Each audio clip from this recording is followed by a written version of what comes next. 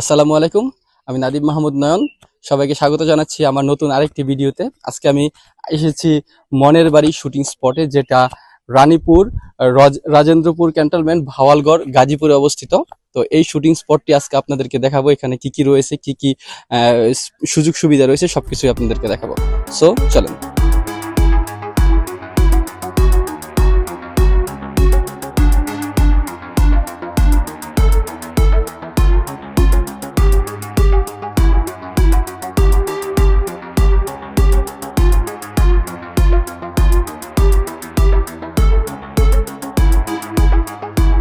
মনের বাড়ি শুটিং স্পটে আজকে আপনাদেরকে সম্পূর্ণটাই ঘুরে ঘুরে দেখাবো। এখানকার যে পরিবেশ, এখানকার কি কি সুযোগ সুবিধা রয়েছে, এখানকার শুটিং করতে হলে কি করতে হয়, সকল ইনফরমেশন থাকছে আজকের এই ভিডিওতে।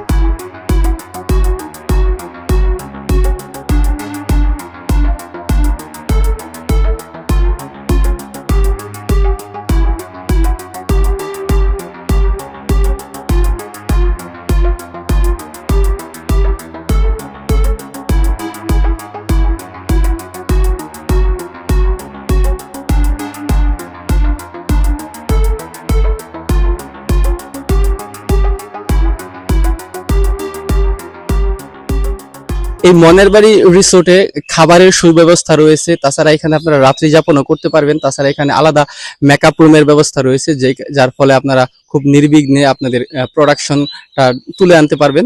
আর এখানকার যে পরিবেশ, সেটা অনেকটাই অনেক দুর্দান্ত।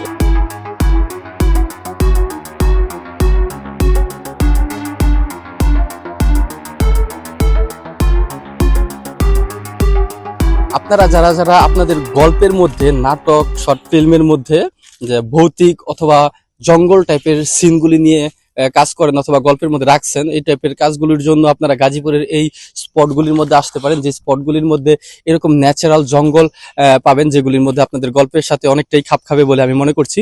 তাছাড়া এখানকার নিরাপত্তা ব্যবস্থাও আমি অনেক ভালো দেখেছি। এখানে মানে সাধারণ মানুষের অনেকটাই ডিস্টার্ব করে না, মানে শুটিং এর মধ্যে অনেকে ডিস্টার্ব বলতে আমি বোঝাতে চাইছি যে এখানে সাধারণ মানুষ অনেক সময় উৎসুক মানুষ এসে শুটিং দেখে, অনেক সময় আর্টিস্টরাও এই জিনিসগুলি আনইজি ফিল করে, কিন্তু এখানে আসলে ওইরকম না। এখানে একদম সম্পূর্ণ নিরিবিলি একটি জায়গা, যেখানে নির্দ্বিধায় আপনারা কাজ করতে পারেন। শুটিং উপযোগী এক কথায় বলতে পারি যেটা।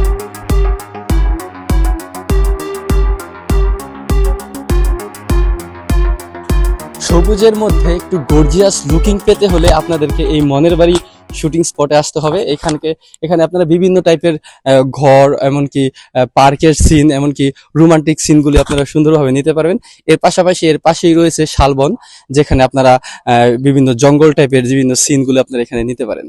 প্রকৃতির মধ্যে মানে একটা সবুজের মধ্যে একটা সুন্দর নিরিবিলি পরিবেশ। এই স্পটটি ঘুরে ঘুরে আসলে দেখতে আমার কাছে অনেকই ভালো লাগছে, কারণ এখানে হরেক রকমের ঘর, এমন স্পটটা বিভিন্ন ভাবে কালারফুল ভাবে সাজানো হয়েছে।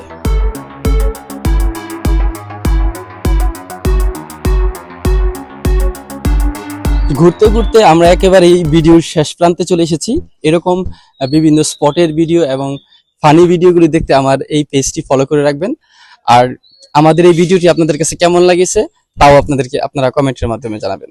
ধন্যবাদ সবাইকে।